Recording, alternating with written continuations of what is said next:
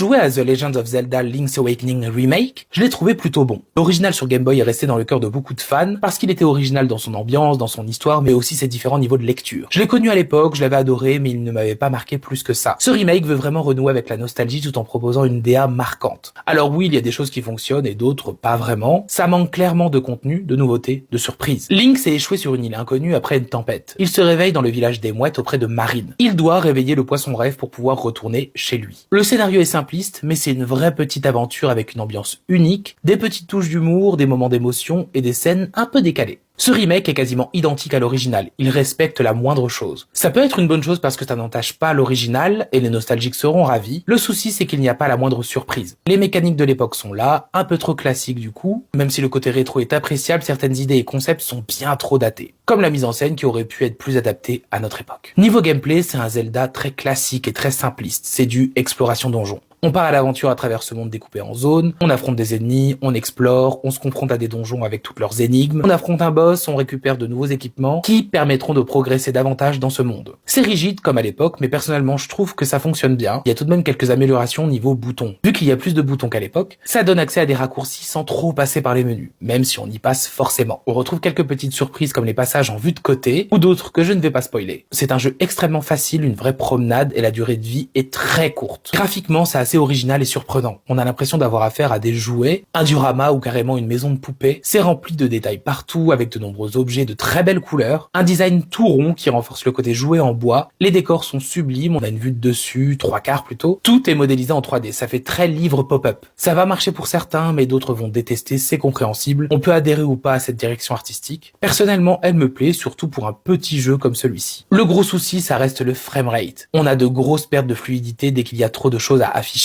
Et ça arrive assez souvent du début à la fin. C'est une véritable déception de ce côté-là et ça gâche un peu le plaisir parfois. Par contre, les musiques sont géniales, ils ont réorchestré celles de l'original.